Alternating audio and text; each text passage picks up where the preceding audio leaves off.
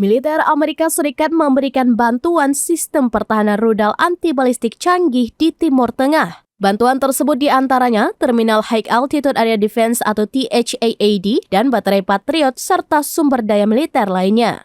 Kendati demikian, Menteri Pertahanan Amerika Serikat Lloyd Austin tidak membeberkan dan hanya menyatakan bantuan tersebut dikirimkan ke lokasi yang dirahasiakan di sekitar Mediterania Timur. Keputusan menyerahkan baterai THAAD menyusul eskalasi yang dilakukan Iran dan pasukan proksinya di kawasan Timur Tengah. Sebagai informasi, sistem pertahanan rudal anti-balistik THAAD dirancang untuk menangkis ancaman rudal balistik jarak pendek menengah. Diperkirakan THAAD memiliki jangkauan sekitar 125 mil.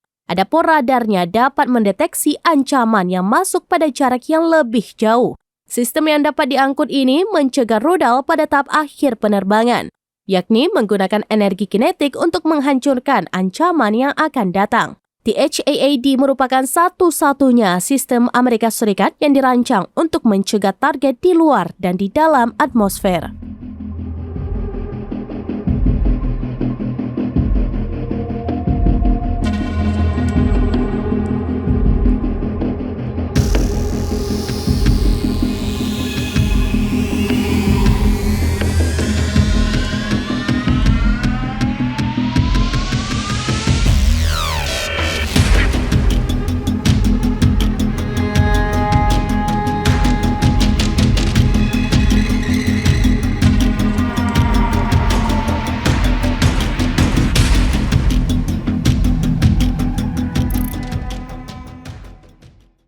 Download Tribun X sekarang, menghadirkan lokal menjadi Indonesia.